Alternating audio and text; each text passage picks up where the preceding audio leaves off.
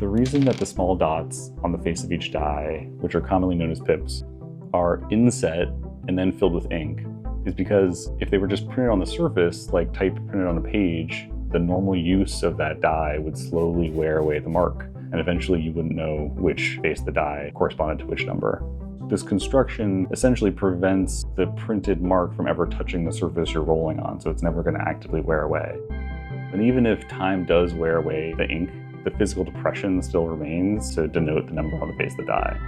There are ivory die from 552 BC that still have the physical depression of each pip on each face. 2,500 years later, those markings are still here.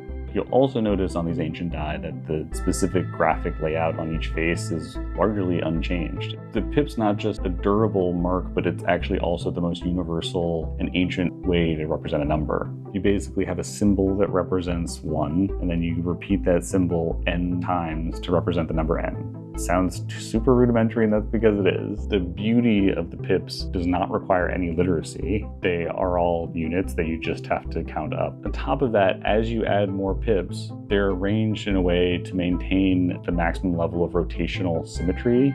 So anybody sitting around the table can just as easily quickly read what number is on the die.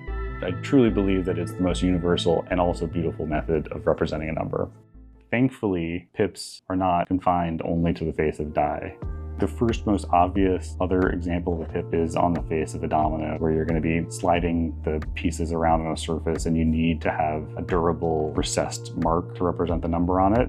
The pip also makes a premium indicator mark, calls some attention as this location is a little bit different from other locations. In addition, there's a slightly less conventional use of pips, which is when you take a group of pips all together, it creates a useful and beautiful way to add texture to a surface without extruding any material out of the surface. There are a surprising number of ways that you could arrange those in a pattern. It's just a square 90-degree grid, half line drop. And then there's the hex grid, or the 60-degree offset grid, which is my personal favorite. When you pack spheres into a volume, it is the natural patterning that they create within that volume. That's the form that the pips want to be arranged in. That is like their preferred patterning. What's your favorite pip? My favorite pip? The pips of a strawberry. So I think that's another definition of pip. It's like small seed. I feel like that's where it comes from. I think that's true. It is. The word pip actually comes from the word pippin, which itself comes from the Old French pépin, meaning seed, more specifically an apple or orange seed. And you can still see this today in other languages, like with pepita in Spanish, for example. I love pips. This is like one of my favorite things. I'm so excited that we're making a video about pips. And if you invert a pip, you get a nub. And I also love nubs. Very convenient. Pips want to recede from the surface. Nubs extrude out from the surface so that you can't help but feel them. A nub is most commonly found in Braille. It was actually inspired by this French army captain so that his officers could read commands in the dark without the use of candlelight, which is pretty crazy. Once you start thinking about nubs, you start seeing them everywhere. On a steering wheel, you see them so you don't have to look down from the road. On remote controls, they're often on like the home button to kind of orient you into what button you're touching. In Japan, on beer cans, there actually is Braille on there to indicate that this is an alcoholic beverage. There's also nubs for your feet. Truncated domes, or tenji blocks, which were invented in 1965. They help visually impaired pedestrians navigate public places by feeling the pattern either underfoot or with a cane. Direct lines indicate a path to follow, and nubs indicate danger. There's plenty of tenji blocks on my commute to work every day that I see and feel. Since these are inverted versions of each other, they want to come together. You can feel them interacting much more often than you can actually see them interacting. If you take apart a folding knife, you'll see on this particular blade, there is a very small pip that has been machined into the surface of this blade. On the frame lock, there is a corresponding nub that is actually a hardened metal ball that has been pressed into the surface. As you are closing the knife, that hardened ball is riding along the surface of the blade, and it pops into that pip. It's such a small moment, but it's so satisfying. Precisely tuned to give you that confident, secure closure, but then still, with the right amount of pressure and grip, be able to open it without any kind of other mechanical intervention. This is commonly called a ball detent. The nub is the ball, and the pip is the detent. You see them in socket wrenches, and in this arrangement you have one ball and one detent. You also see multiple detents that can register a rotational object in multiple different orientations, so like adjusting the mode on your camera and you feel it clicking into the different modes. And then there's like another level up that we implemented in developing our wine key.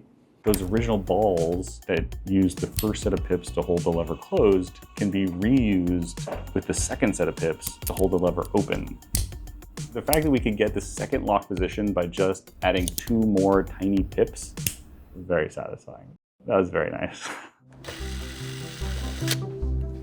Scoops and bumps together can lead you throughout all of these mechanical, historical, beautiful objects. Being able to use simple elements to achieve satisfying, reliable solutions is just my favorite thing. I love pips, I love nubs, and I really love when they work together.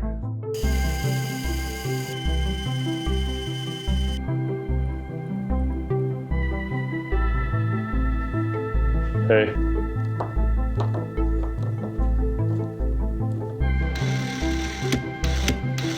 Lunch spot, name one. Alula. A lunch spot? Yeah. On Lincoln Market. Acapulco? Bombay Grill House, Indian food, really good. I don't think it's in Greenpoint, but Greek Kitchen. Closed right now, but Ashbox.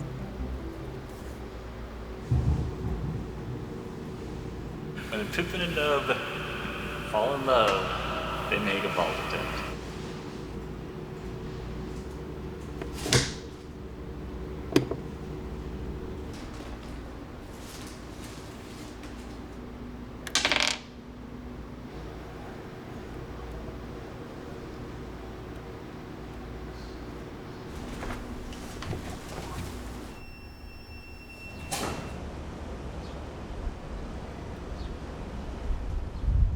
They're closed.